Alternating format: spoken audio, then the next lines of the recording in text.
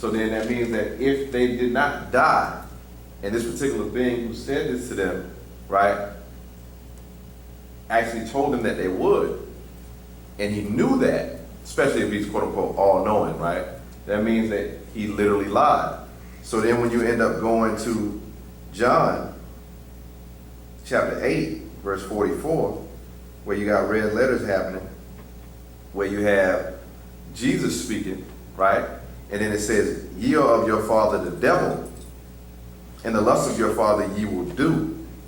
He was a murderer from the beginning, and abode not in the truth, because there is no truth in him.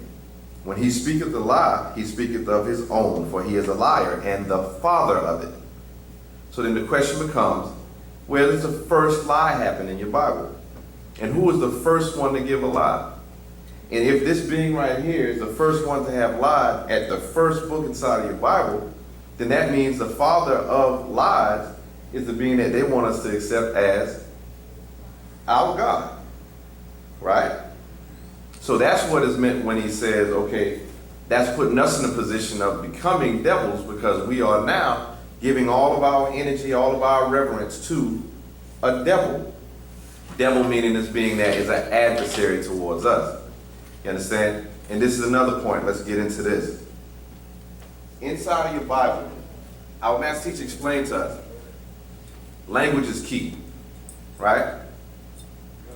What's happened is we've accepted the word God as even being a relevant word.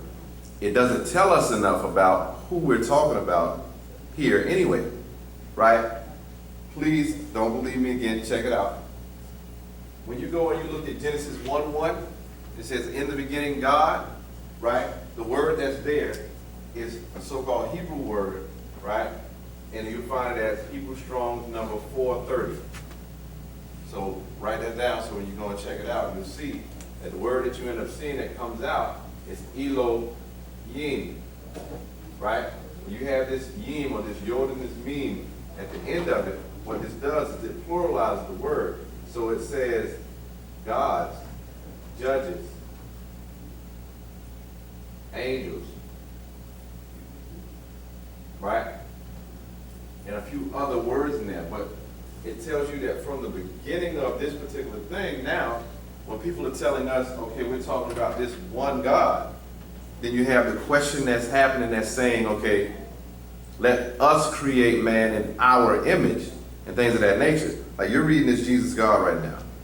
You pretty much almost to the end, or? Yeah, I'll be finished about Sunday. Okay. Good to go, good to go. Reason why I'm asking is, have you got to a point to where you're realizing that it's talking about groups of beings from other places? Yeah. Okay. So when you see this Hebrew Strong's number 430, and it says it's Elohim, every place inside of the Bible early on where it says God, that word God is actually a word that's a German word from the word gut. It means good. That's all it means.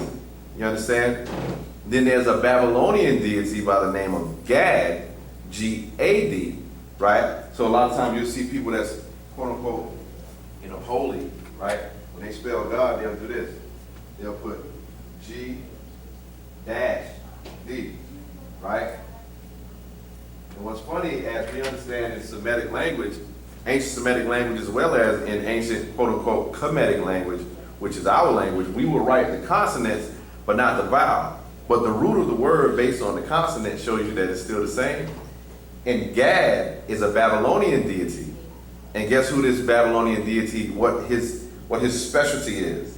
His specialty is fortune. So when you're looking at a dollar bill and it says, in God we trust, you know what I'm saying? Because it's talking about the money itself. You're talking about a Babylonian deity being worshipped by way of the currency that you're actually holding. These are some of the games that get played on our mentality, and we don't know what's going on. But I wanted to make sure that I allowed for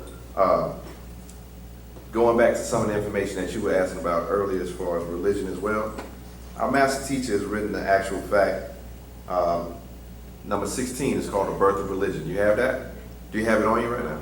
Okay.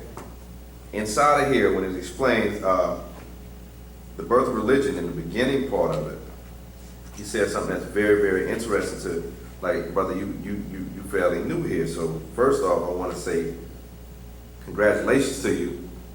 Like I said the first time I saw you, because something in you said as you were passing by this building, hey, it's something about that building that speaks to me. It resonates in me, right? And remember I told you that as we've been taught, there's something within your DNA that magnetically attracted you to this place.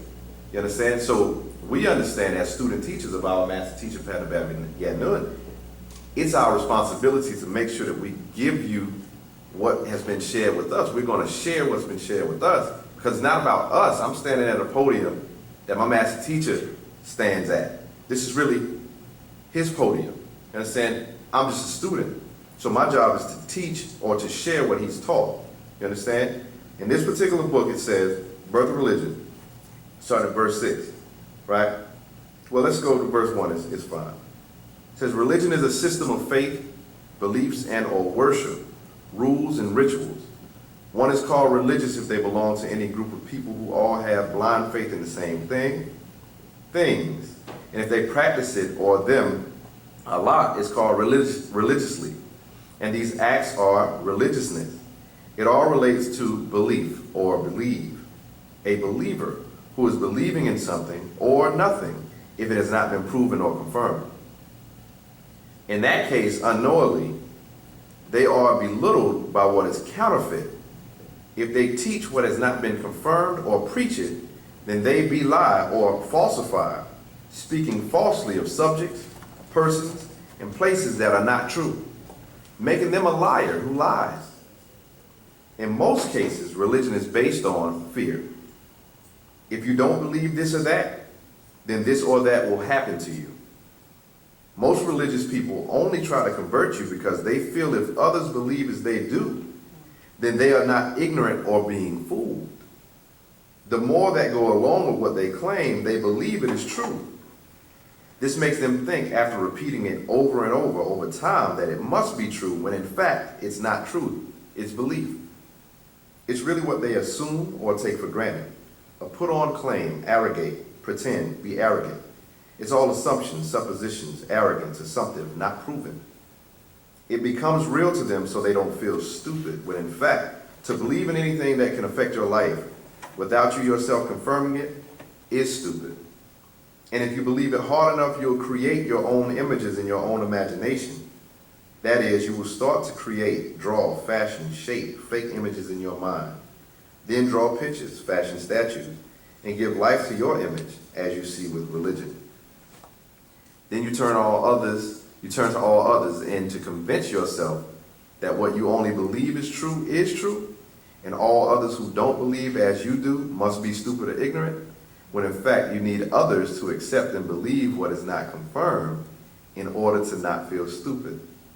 Then next, if they don't, you fight them or even kill them. Like my brother was talking about earlier, you see religious people who get so into it. First, they haven't confirmed the existence of what they're saying they worship.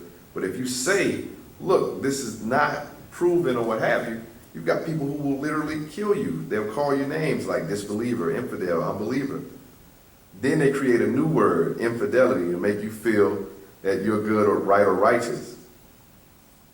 So that's religion, that's blind faith. That's when you opened your eyes, Negroid, the Caucasoid had already used his own imagination to create images of what your belief should be, what is good, what is evil, wicked and bad, how to live, what to say, what to even eat, who to marry, and it all traces back to a God, Elohim or Allah, that chose one of their own to be prophet. So that book is called The Birth of Religion, right? So it talks about where it's coming from and what the whole purpose of it is. And what it does, like I said earlier, is it leads to our mental enslavement to them, which then leads to our physical enslavement. Go ahead, I see you look like you got a question on the forehead. Because I also want to mention this with the prayer thing. I come from a Christian background too, you follow? And the first book that I read from our master teacher was called 360 Questions to Ask a Christian, right? And this is no joke. What happened with me was, as I saw what he was doing with the questions being in the book and answering the questions, right? I was like, man, these are questions that I always wanted to know, but my father couldn't answer. None of these other preachers was answering and all of this. So I know what's about to happen. He about to make me the right Christian. He about to make me the right type of Christian. Right? So I say this to you. The reality is, in effect, that's still true. How so? Y'all already got all these notes off already? All right, cool.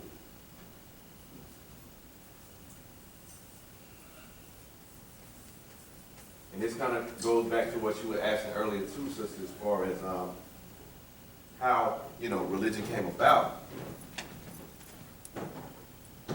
The word Christ that they use, where they spell it as C-H-R-I-S-T,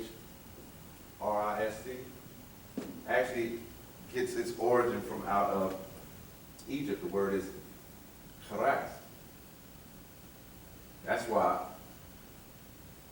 we were known also as the Egyptian Church of Christ. Because everything that they got, they stole. We were the originators of language. These beings couldn't speak, right? So in order for them to learn language, they had to learn it from those who were speaking it, right? Then the word Messiah, right, that they use, which they say should be used, and this isn't even supposed to be used really, because they said that the being was supposed to be called the Messiah, and Emmanuel, which means God with us, right? This word Messiah comes from the Egyptian word Masu. And Masu is talking about an alligator. Once again, please don't believe me. Check it out.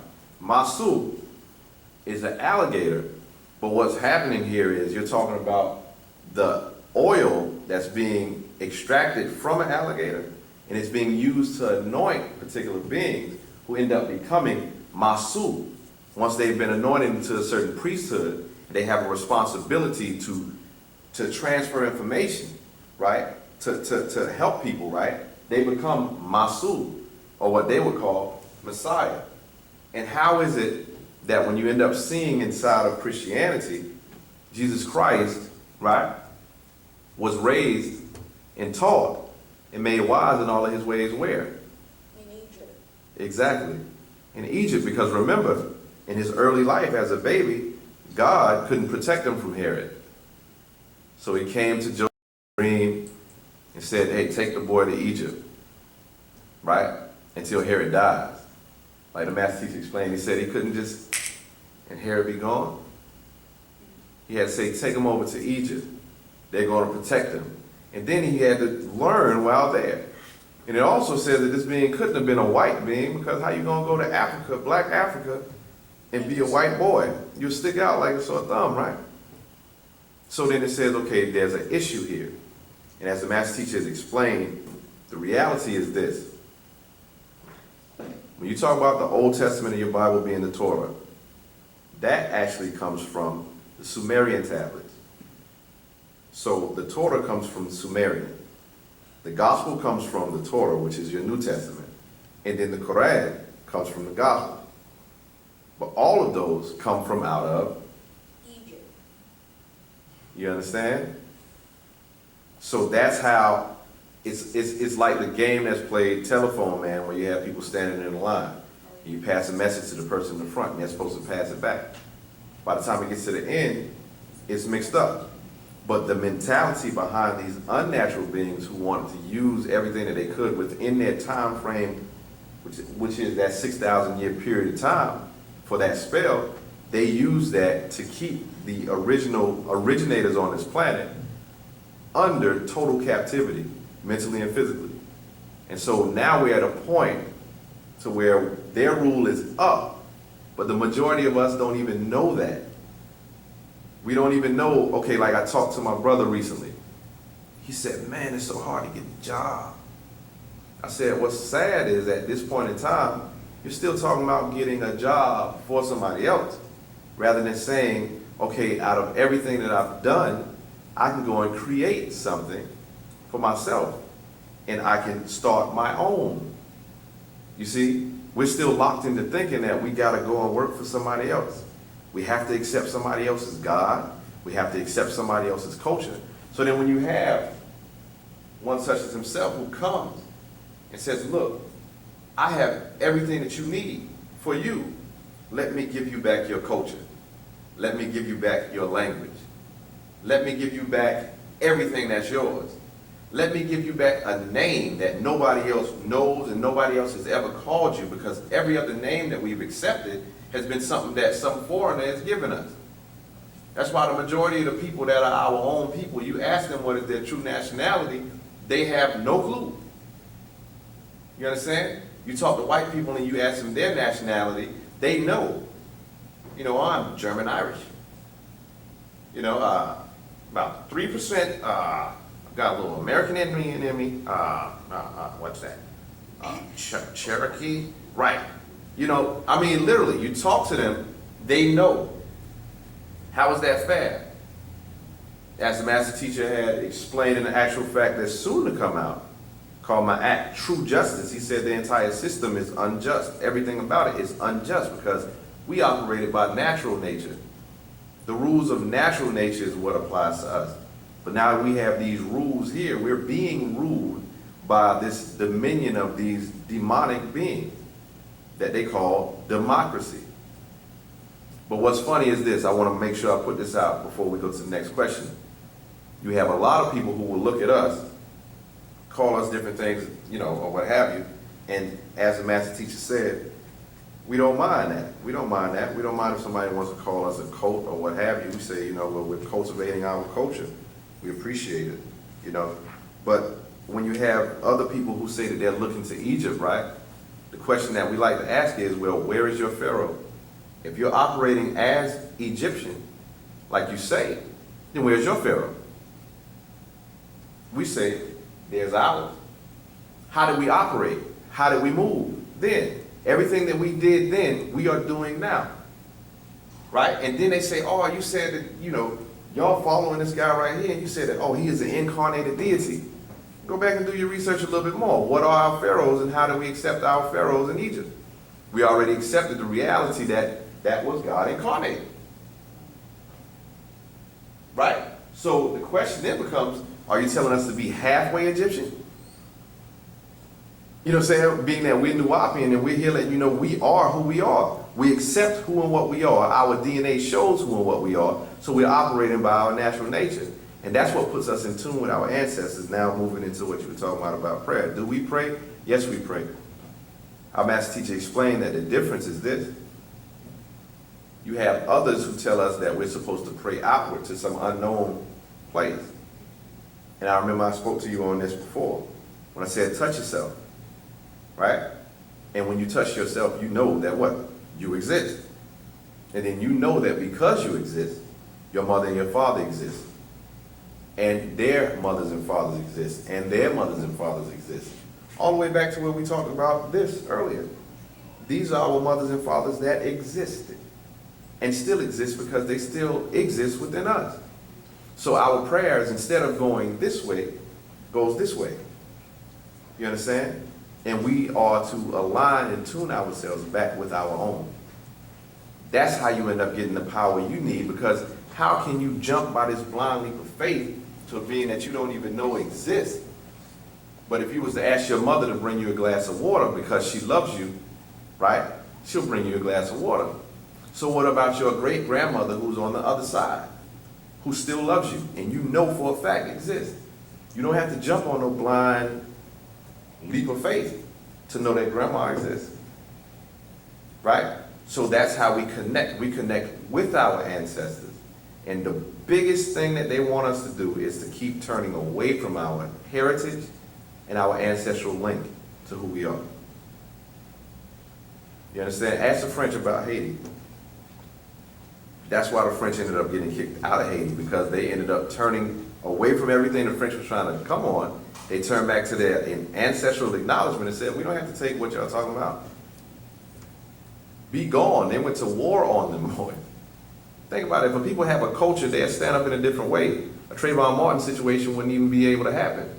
Because first off, Trayvon Martin would be walking in his own neighborhood. You understand? But everything has to start within our own mind, and our culture comes, and then our master teacher built 476 acres of our land to build our culture. And you ask them about anybody that's talking about they want to be Egyptian or what have you. Where's your pharaoh and where's the pyramids that he built during his reign?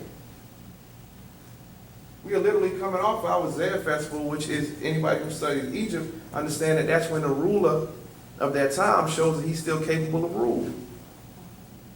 We just still coming off of Zayah fest again. So we are the real Egyptians with an eye, because we identify with who and what we are. That's why we're here. And that's why what you saw caught your attention from out there, because that's who you are too. Any more questions? That's how y'all doing. All right. I do have a question. Can you come to the mic? Yeah. Because we got people on the internet that want to hear your questions as well. So going back to praying basically back to our ancestors, Mhm. what if, well, you know how our ancestors were enslaved too. So they believed in Christianity and everything, and I know that, you know, they're disagreeable and agreeable, you know, deities and everything. So what it, like the answers that we call on, when we call on them, are we calling on the agreeable ones? Like, what about the ones that are disagreeable to us? Like, how, you know, how does that work? That is an awesome question. All right, so let me make sure that I understand it correctly. You're saying, how does it work as far as the fact that we have ancestors who can also be disagreeable against us, right? So how do we make sure that we connect ourselves with the agreeable ones? Good to go. That's an awesome question. Okay, first, Patarak is our way, right? As our master teacher has explained, so when we come here on Thursdays and we have one of our 24 elders here right now, you know, as they read this affirmation that's coming, that's literally our cultural way. Another thing, check out 24 elders, write this in your notes. When you go and you see different tribes within Africa, look at how you have 24 elders actually being in all these different tribes. This is an African reality. This is not just something that is coming from out of somebody's Christianity. This is an African reality. We have our elders who give the law of our people to us. Patarak means the way. It's our way. So these are the things that work with us within our natural nature, right? Now, if you read actual fact number 109 called Genetic Kiss. I read it. Right. And then Patarak, 30 spirits. You got that one? Yeah, I read. Because what that talks about is how you have different spirits or personalities within yourself, right? What we have to do is, by way of Patarak and our application of it, we find out what works in favor for us, right? Because we all have voices that we hear within us. You hear voices that tell you to do something crazy. Then you know, it's the thing that they used to do in the cartoons or what have you. He said he can't barely hear you on the mic. Can you say something? Say test one time in the mic for him. Test. Oh, just pull it now. It's not that you're too short, you know. Test. Yeah, she sounds good to me, kid. We good? Yeah. All right. So yeah, sorry about that. But no, all right, so say the last thing you said again, because you just, thanks a lot for this. I appreciate that. Go ahead, the last thing that you We said. were talking about genetic kiss And 30 spirits. Yeah. All right, so what he explained is, with that, we have those voices that we hear. And in the cartoon perspective, they'll put the devil on one side, the angel on the other side, or what have you, and you know, the person is listening for which one. But the thing is, these are the voices that are within you, because that's your personalities within your genetics, right? So you have some of them that may, like it says inside the genetic kits, it gives an example. What if you were a vegetarian, right? And you have been a vegetarian for years, right? And as you're passing by, say, a Burger King or something, you smell that charbroiled, you know, beef patty, you know, that's being cooked back there for some special Whopper new thing that they made at Burger King, and you're passing by, and it's like, yeah, I want a burger. And that's the thought that you hear in your head. But you're a vegetarian. You consciously decided that you want to be a vegetarian. This is what you do. You've already gotten into that practice. That's where you are. You know that that's you, right? When you have that craving that jumps out like that, you know immediately that that's not your voice. That voice could be one of the voices of one of your ancestors who was real carnivorous. And what happens is, if you turn around and you follow that particular voice, what happens is you make that particular personality stronger within yourself.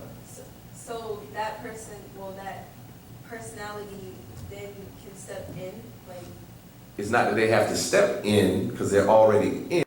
They can do, just for the purpose of, an analogy so you can see it. Instead of saying step in, they can step up, in line. so they move up.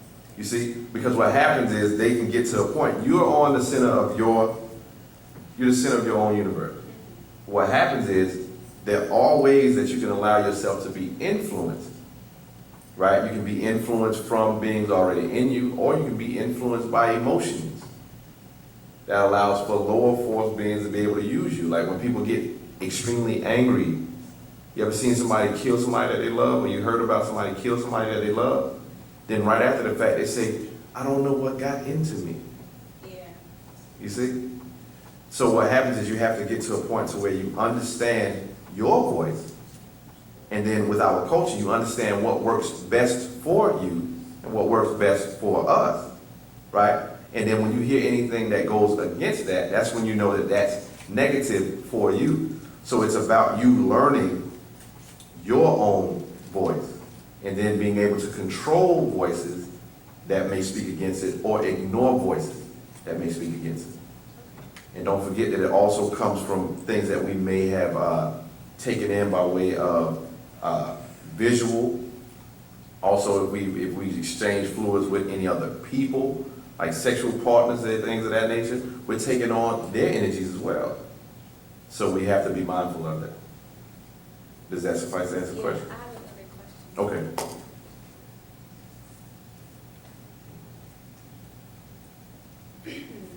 So is it possible that the government has its own agenda and religion is just a distraction from what they're really doing? Religion is a part of the government's actual distraction. When you think about it, King James, on the name of the Bible that we accept so much, as you know that's a regime, that's a political regime of under a king. So from the beginning, that's a governing situation. Like when you look at the Vatican is actually a theocracy, meaning that the Pope is also their president. You understand? Everything that they do in Vatican City is based on what the Pope says. Everything that happens with every Catholic church, which is literally like an embassy, every Catholic church is like an embassy to that particular country. That's why back in the day you had like Godfather movies about all the gangsters and things of that nature. What would happen is whenever they committed crimes, they would literally go into the Catholic Church because they knew that the police couldn't step into the Catholic Church like that, because you're literally stepping into another government at that time. You follow? So religion is used to distract by the government. All the things that they have is within it. That's why I said none of the systems that they set up are fair for us. None of them are set up for us. Their government isn't set up for us, but that's the power of who and what we are. Like I said at the onset of this is our president. This is our chief. This is our seated chief. This is our master teacher. This is our pharaoh. Our elders, our 24 elders, they are a governing body. They pass the rules. They pass laws. Patarai. We have a Department of Education. You understand? We have our embassy. All of these different things put us into a different category. But now what it is us for us to bring our mentality, to that place to be able to walk forward and progress, fully. I have another question, but it's from my brother, the extraterrestrial. Okay. And I don't know. I should ask that later. I got it. Okay, well, so the God that, most people are worshiping now, Mm-hmm. he's an extraterrestrial, right? Correct. Okay, so does the government have some type of deal with them then, with him, I guess? All right. First, because we have people in the class who may not be in the same level where you are right now. That's why I'm glad that you said what you said as far as saying, should I ask this question? Yeah. All right, but you give an opportunity for everybody else to find out where you're coming from. How many people in the room come from a religious background? Anybody? You in the front? All right, me too. I come from a religious background. All right, so she first said, so the God that most people, serve or what have you, is extraterrestrial. As our math teachers explained, extra, terra,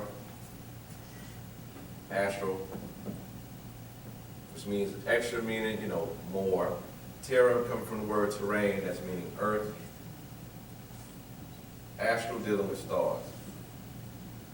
So if there's anybody in the room who is under a belief system that says that their God lives up in heaven and came down to earth at any point in time, it's basically the same as any other meteor that came from outside of this planet into this terrain that we call Earth.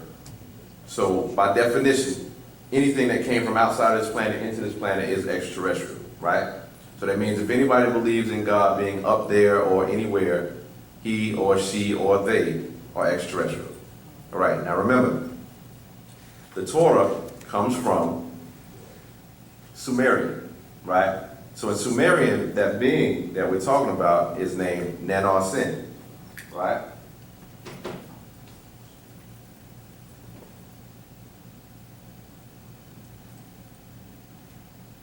Also known by names like Suin, Zuin. Is that being from the Anunnaki? Yes. And this makes up what we were talking about before of the inside of these Elohim, meaning the gods, the angelic beings, these judges, magistrates, right? You have categories of these beings. You have beings that are called Sarabu, Sarabu being agreeable, and Karabu being disagreeable. And these they will, from what Hebrew says, seraphim and cherubim, right? So you have agreeable beings that come from outside this planet. You have disagreeable beings that come from out this planet. You have a lot of different beings from different places. Like if we look to the Bible, when we go to Job chapter 9, verse 9, it talks about different star constellations. It talks about Pleiades. It talks about Arcturus. And with that being said, matter of fact, let me just read it. It says, which maketh Arcturus, Orion, and Pleiades in the chambers of the south. This is talking about different star constellations outside of this planet. And like he said, when Jesus says, in my Father's house there are many mansions, right? You're talking about different places, physical places where different beings come from. So, the being Nanar-Sin, he is the son of Enlil. You familiar as far as that? Yeah. Enlil and Enki were warring brothers of the Anunnaki, right? So they had disagreement. So Enlil was considered to be the most high of Nanar's side, the Anakim, as far as them, right? And what he's done, in order for them to do exactly what we said earlier about accepting religion, what happened is they gave this religion or these rules, and like I said earlier, go to the book of Leviticus to find out, because Leviticus means laws. When you look through the book of Leviticus, it's talking about actually slaughtering animals and slaughtering all these different blood things to put on the altar because it smells good. It says a sweet, savory smell to this Lord for them, right? So this being or these beings are carnivorous. They enjoy blood. And in order to control people, they utilize that religion, right? Or this set of laws made so that they will be able to have people do whatever they want them to do, whenever. Does that make sense? Yeah. So that being Nanar-Sin is the one also known as he's known as the Messiah of the cherubs, or the that morning sun, that bright morning sun. Because Nanar itself means, a bright one. Like Lucifer means a torchbearer. You follow? So this starts going further into, like we said, the Sumerian. So yes, at this point, this is who they are giving their allegiance to and what they're doing, because when you go into Revelation chapter 19, when it starts to explain about there being a great supper of the gods, because these beings eat flesh, it says in the Bible that they will be coming and they will be eating men. So that's literally, when they're talking about feeding their flock and all of that, they're literally fattening people up for a purpose. And they use religion, blind faith, just like if you had a lamb right now, but what happened is you can keep your lambs and everything inside of the gate. Like right now, most of these farmers that's got cows, they got them inside of the gate, and the cows don't know, okay, we're about to be Burger King patties, right? But they've been taught that's where they belong. Is that clear? Does that answer the question for you? And that reference verse is Revelations chapter 19, verses 17 and 18. All right, and with that being said, I'm going to go ahead and pass it over to my good brother, Atum Hutep Emre Atum Reye. I had a question. All right, he's coming right now.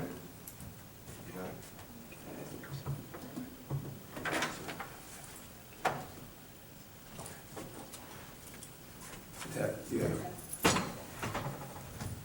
So you go ahead and ask the question? Yeah, go ahead, man. How you doing today? I'm blessed. Fantastic. As the sister said here, she was wondering when you say prayers and you say prayers to your ancestors, if you praying to agreeables and disagreeables, which one are you praying to? Because some of them believe in religious purposes, or they believe in religious. I still didn't get clarification on that question. It seems as if you went around the question, because I'm still not understanding if, when you say your prayer, who's hearing it? Who's hearing it? Who's answering it? If you're saying a prayer, and you're saying a prayer to an ancestor, and you don't know what that ancestor believes, so why would you pray to an ancestor if you don't know what that person believes? Like you could be praying to a great grandmother, and that great grandmother was Catholic. Well, if she your great grandmother, then that's your ancestor.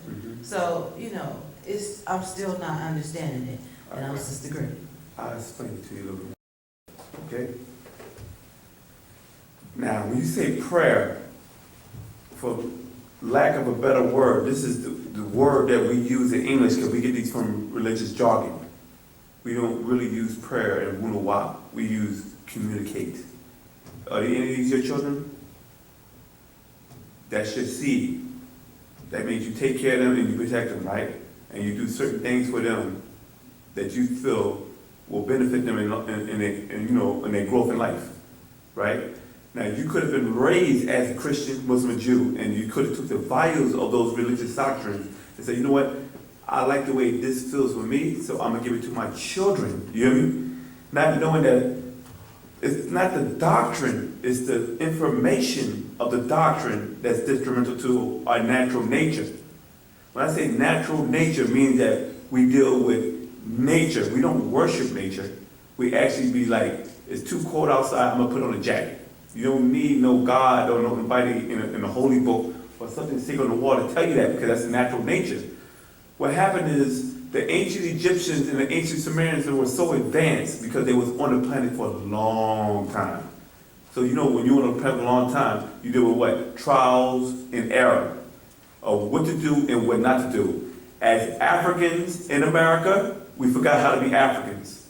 You know what I'm saying? So now we walk up to animals like white people do, and we try to domesticate them as pets. Back then we were like, no, we don't touch that, because we know that if you put your hands near a crocodile, it's going to rip your arm off.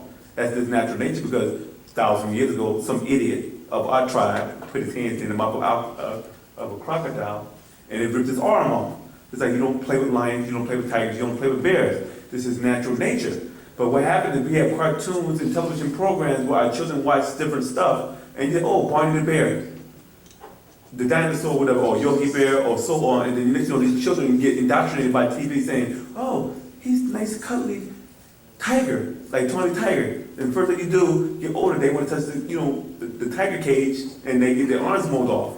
This is called natural nature. As natural nature, we have do's and don'ts. You hear me? Things that deal with nature. Now, when you're dealing with your ancestors, you're communicating with them. It's like you have children and they communicate with you in the physical plane. Some of your ancestors have passed on into another dimension. Some were Christianized, some were Muslimized, and some people were under certain spells, right? Now you are here, and what happened is in Wu-nuwaupu, we have a doctrine that deals with nature called the way.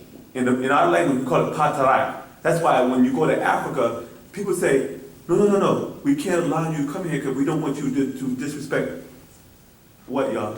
Our way. Our ways, the way. So that means you have a way that you deal with nature, right? But because I look at your nature, I can't have you come in because your nature will disrupt our nature. So your ways are not allowed around our ways. You feel me?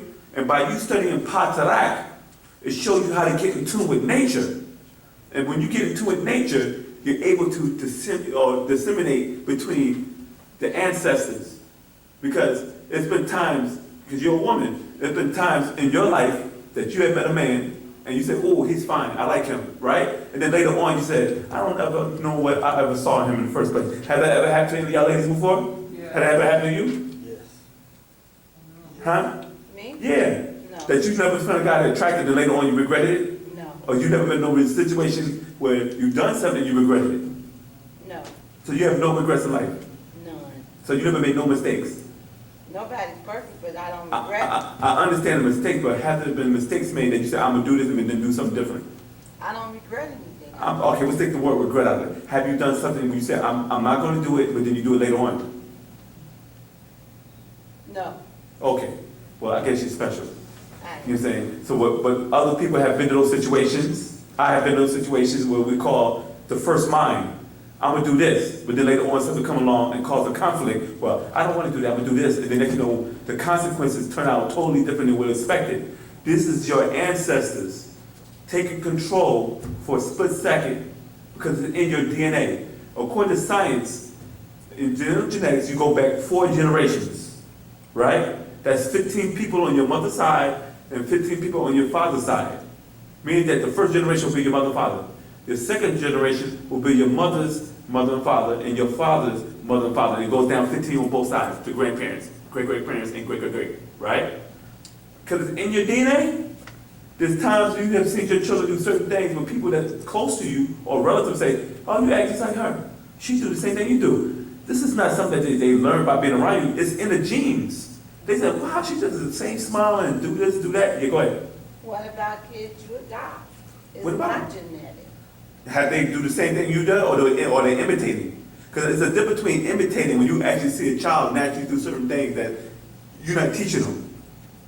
Like a certain frown, because a child can see you, but they don't sit there and practice like, I mean, just like mama, you know, I'm gonna try to make a frown like she do. It's just a natural thing. You don't understand what I'm talking about. As a mother, you know what I'm talking about. Because I got children too. There's just certain characteristics that adopted children don't do the same as the bloodline. You feel me? Now they might imitate because they've been around you for a long time, but there's some stuff that you saw that your children do that's just naturally, it's amazing. You're like, wow, I didn't teach them that. You know what I'm talking about. You know what I'm saying? So what happened is, by you practicing Pt.2, the way you're able to distinguish between which beings are helpful and which beings are not. You feel me? Because then as you say, well, I'm not gonna do that. Then somebody say, well, you do this. Because I'm gonna do this. And you be like, nah, I just don't feel comfortable. But sometimes we get so lazy, we get so caught up and wrapped into so much stuff, we stressed out, and then we go to option A, B, C, and D that has nothing to do with your decision the first time. You call them alternatives. Well, I can figure out another way to do this. And then what happens, these ways doesn't work sometimes. Sometimes they do. Sometimes you might be in a certain level that certain ancestors might come through and say, you need to do this, and it helps you out. But you have to be in tune with nature. And one of the things that my brother right here was saying, that he was reading a book called Genetic Kiss, is that our master teacher is saying that you have to get those personalities under control. Because once you lose control of them, it's called multiple personality disorder. Now, people have never asked the question, what personalities are you talking about? Because people always say, well, I hear voices and, hey, how you know, and they be like going off, and you're like, what's wrong with them? And you say they're crazy. But they're not actually crazy, they just lost control of the personalities. Or they wouldn't call it multiple personality. Because where's the personalities coming from? Huh? Exactly, the inner family, the 30 personalities, the 4 generations that go back. You deal with these personalities every day. And you know what I'm saying? Because you have a little bit more control than people who lose control. It's like in the form of a date, certain foods, attitudes, moods, swings, certain things you don't like, and then next you know you trigger certain things, and these beings are like, oh, I like this particular song, but you like, I don't like the song. And then later on you buy the record, and you're like, I wasted my money. It's like certain situations, because your DNA ancestors are attracted to certain things. You feel me? So we don't pray to them, we communicate with them.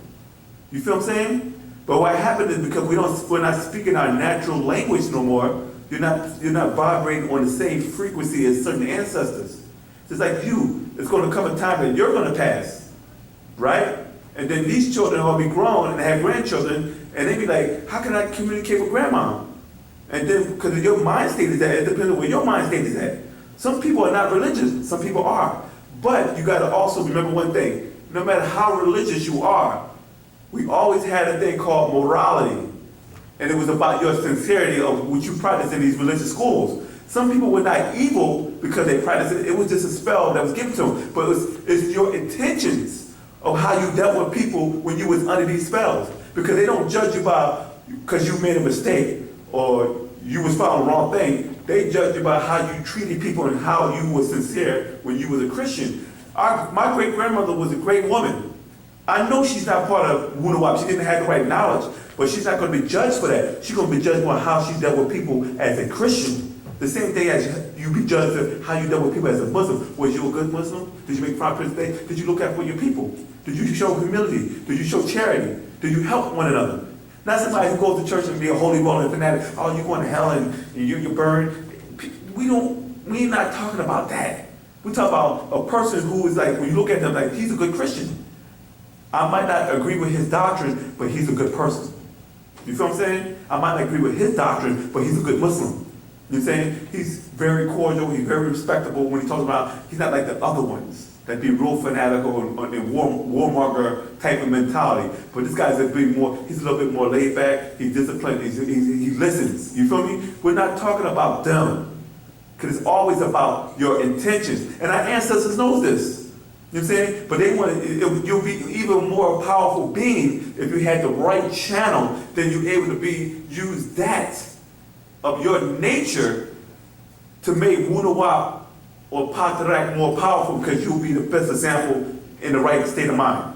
You know what I'm saying? But some people will follow Pt.2 and Wu-nuwaupu and have a demonic mentality because they have became black devils and they feel as though it sounds good, but then when they try to follow the ways, they can't do it because it goes against their very nature, because they already be assimilated with another culture and they're more comfortable with that. So when they try to go back into an original African, by nature, culture, they can't do it because they have too much Caucasian mixture in it and they can't overpower it. They say, I do want to become Nuwaupian, I do want to do this, that, but I still like to smoke and drink and do stuff that Caucasians do. And it's kind of hard for them to make that transition back to natural nature. You to tell the child that watching TV for so long will actually have an effect on your eyes. How many times your mother told you, get from in front of the TV? You know what I'm saying? Because you're too close and the radiation messes your eyes up until they don't want people walking around with glaucoma, glasses, they can't see no more, they basically blind in one eye because they didn't listen. You know what I'm saying? Because they wanted to do what they wanted to do. And what happened is in American culture, they teach you to do what you want to do. But if you break these laws, you're going to jail. You know what I'm saying? But you can do anything you want in America. This is the land of freedom from the brave. But you have to pay for freedom. You got to pay for the clubs, you got to pay for the food, you got to pay for everything that you want to do in America, you got to pay for it. Ain't nothing free here. You feel what I'm saying? So when you're dealing with your ancestors, now that you're in what you call Wu-nuwaupu, the Pt.2 will actually show you how to deal with them, whether they're good or bad. Just like if you deal with people at the job, you work for Martin. You deal with ups and downs, right? But then you're like, I don't trust him. And then you say, well, I like him. But then you realize the person that you didn't like was the person that was in your corner, and the person you did like stabbed you in the back. I don't judge, I just. It's not no judge, I'm talking about experience. No, but I'm saying when you say, When you first meet a person, that's how you everybody has to connect to certain people. I'm not saying you for general, I'm just talking about people, you know what I mean? Because I'm not talking just to you, I'm talking to everybody, you know what I mean? no, I So- thought you said you work for Barter. No, that was just an example I was making. It was you working with Marta, Burger King, Captain D's,